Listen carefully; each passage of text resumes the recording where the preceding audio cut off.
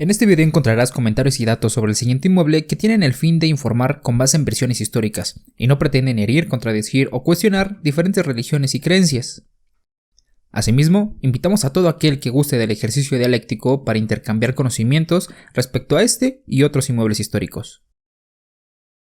A mis espaldas, una de las pirámides de la fe católica en México, cimentada en los restos de los templos dedicados a la serpiente y al colibrí, herencia de la fusión de América y Europa, sitio para la oración y visita obligada del desinteresado admirador de la belleza. En sus naves se mantiene la fe de todo un pueblo, la esperanza de un mejor futuro y la caridad que tanta falta nos hace entre mexicanos. Almacenadora de energía y sincretismo, fuente de la mexicanidad, sinónimo de mestizaje y hogar de una de las culturas que bajo símbolos cristianos nunca dejó de ser hermosamente politeísta. Mi nombre es Oscar Pineda, este es un inmueble histórico y hoy te presento la Catedral Metropolitana de la Ciudad de México.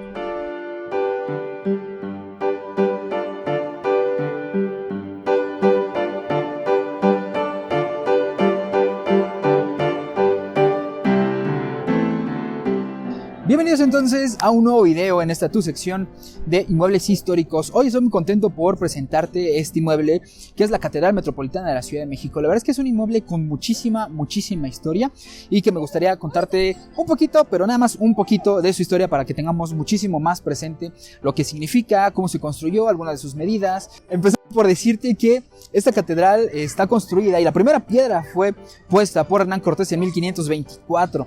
Para poder entender por qué está aquí, qué es lo que significa, debemos irnos unos pasitos atrás en la historia y poder saber cuál fue el proceso de la, según yo, mal llamada conquista de México.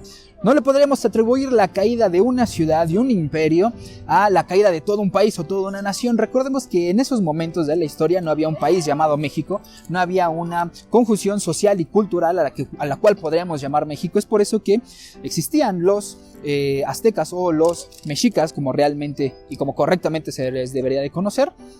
Y alrededor de ese territorio había otras culturas, ¿no? Otras sociedades, otras como podrían ser los tlaxcaltecas, los xolultecas, los huejotzingos, en fin, una infinidad de sociedades que se mantenían alrededor de este territorio. Es por eso que Hernán Cortés, al llegar aquí y querer venir a la Ciudad de México Tenochtitlan, se alía con los tlaxcaltecas para poder unir fuerzas y llegar todos en conjunto aquí. Hay que recordar entonces que el objetivo principal de Hernán Cortés era el mestizaje, y evidentemente la catedral pues es herencia y es fruto de este mestizaje, no solamente de las culturas de América y de Europa, sino también de nuestras religiones. ¿Por qué? Porque la religión católica, desde un punto de vista específicamente y únicamente histórico, pues es un sincretismo, es una fusión de toda la politeísta que se manejaba aquí y toda la religión católica que se manejaba allá. Es por eso que poco a poco Tlaloc, por ejemplo, se fue fusionando con Juan el Bautista, Jesús con Quetzalcóatl y por supuesto la Virgen María con Tonantzin aquí.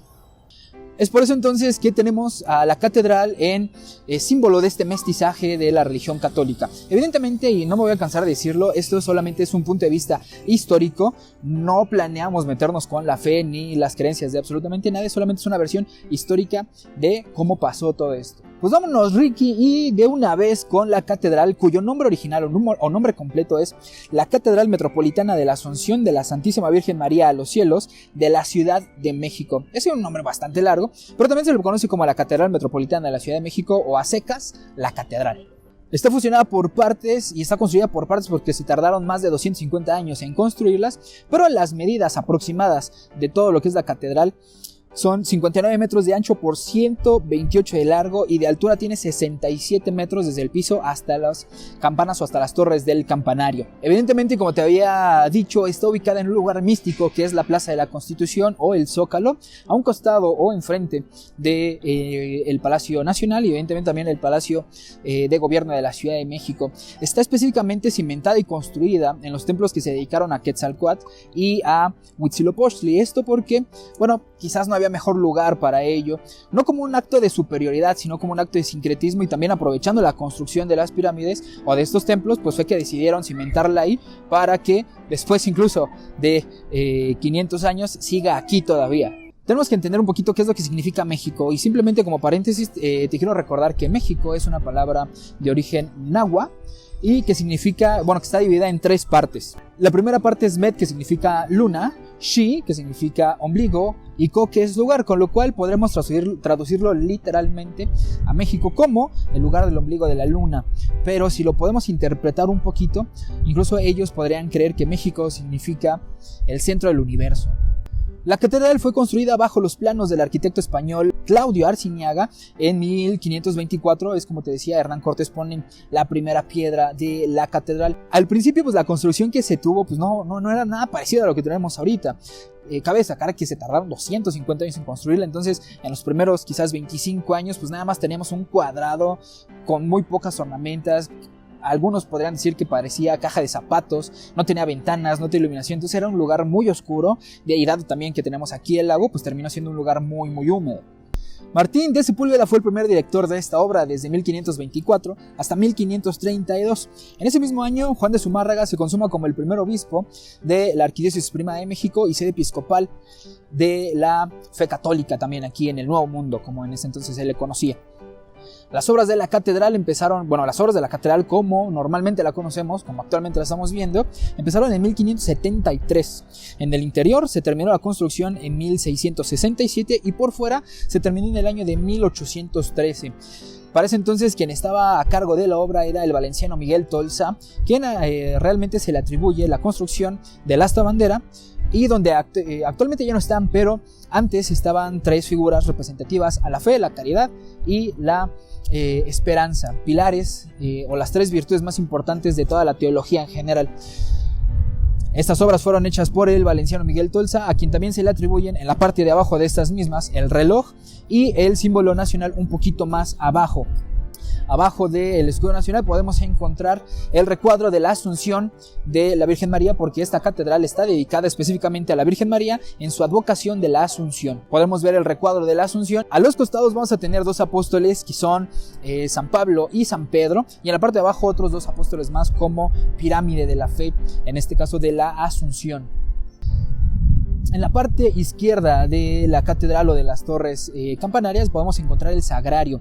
El sagrario fue hecho por Lorenzo Rodríguez entre 1749 y 1760. La verdad es que es un trabajo hermoso de la cantería de Lorenzo Rodríguez, que incluso lo llegaron a comparar con un retablo de madera por el trabajo tan fino que es el trabajo de la cantería. En toda la construcción, y por estar 250 años, 300 aproximadamente en construcción, pues vamos a encontrar por lo menos tres corrientes artísticas dentro de la catedral, como lo podrían ser el renacentista, barroco, neoclásico o incluso hasta el gótico también. Son corrientes artísticas que están plasmadas en esta catedral. La verdad es que volvemos al tema del sincretismo y del mestizaje. Juntar todos estos trabajos para conjuntar en uno solo, pues la verdad es que es un trabajo hermoso. Podemos encontrar que tenemos cuatro fachadas orientadas en los puntos cardinales, norte, sur, este y oeste, teniendo la de mi espalda es pues la salida o la fachada sur, pero que termina siendo la principal. La catedral está orientada hacia el norte de la Ciudad de México, y como te decía, tenemos estas cuatro fachadas. Tenemos 4 columnas, 74 arcos y 50 bóvedas, de las cuales se contemplan 14 capillas en total. En 1955 el primer órgano fue construido por Diego de Ceballos, pero el primer gran órgano que se construyó aquí es el de la Epístola, que lo construyó Jorge de Sesma en Madrid en 1960. Los dos órganos actuales fueron construidos en México por el español José Nacerre entre 1734 y 1736. Este órgano sufrió bastantes daños en el incendio de la catedral de 1957, pero también fue reconstruido y se rehabilitó el órgano como tal en el año de 1978 o 2008, y el último mantenimiento que se le dio fue en 2014. Como te decía, aquí hay por lo menos 14 capillas a las cuales están dedicados a diferentes personajes de la fe católica, de los cuales resaltan sería la capilla de las reliquias, en donde se supone y en teoría hay un pedacito, una astilla de la cruz en donde fue crucificado Jesús. Otra capilla muy importante, por lo menos por allá de 1824-25, fue la capilla de San Ignacio, en donde se guardaron los restos, en este caso los cráneos de Miguel Hidalgo, de Allende, de Morelos, incluso hasta de Francisco Javier Mina, como símbolo, y les pusieron un mausoleo en su honor por ser los héroes de la patria. Luego te platico eso porque está extenso.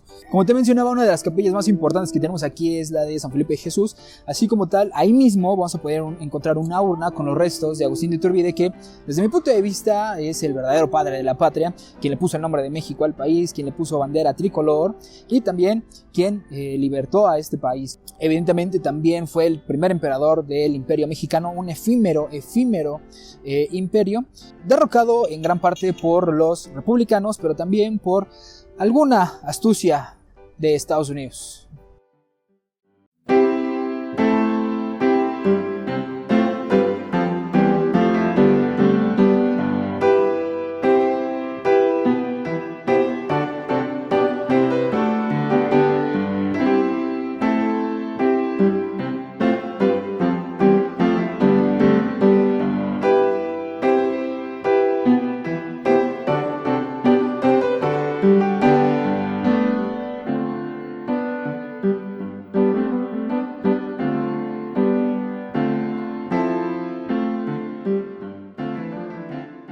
Y como tal, bueno, la catedral ha visto y ha sido testigo de pasajes muy importantes de toda nuestra historia, empezando por el principal, me atrevería a decir, el 27 de septiembre de 1821, el día más feliz de nuestra historia, cuando el ejército trigarante comandado por Agustín de Iturbide entra por la calle de Madero. En ese tiempo se llamaba San Francisco esa calle, dan un paseo alrededor de toda la plaza y es cuando llegan al balcón principal de Palacio Nacional, donde Juan de O'Donoghue, el último virrey de la Nueva España, recibe a Agustín de Iturbide, y es entonces cuando se proclama el final de la guerra por la independencia, que algunos podrían decir que duró 11 años, pero bueno, nos metemos en muchos temas más complicados. Evidentemente también vio la coronación en sus interiores, la coronación de Agustín de Iturbide y de su esposa María Huarte.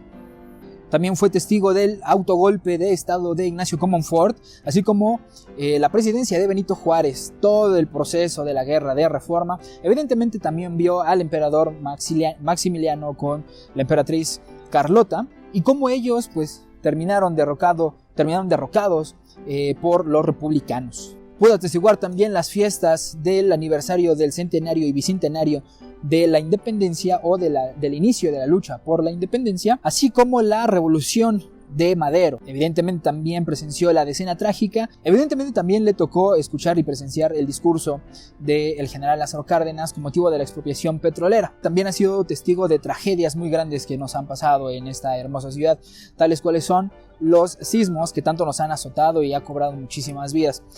Estamos hablando del sismo de 1957, de 1985 y últimamente el del 2017.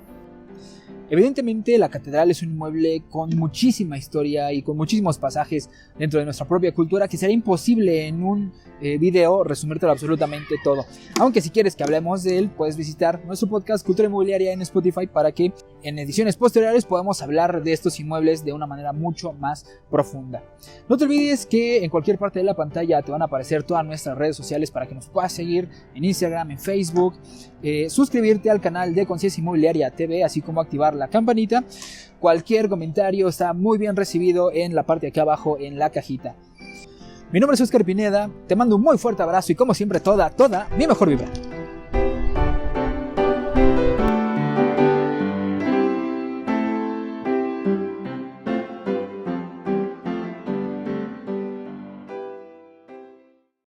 Algunas de sus capillas, pero bueno, empezando por decirte que este mueble,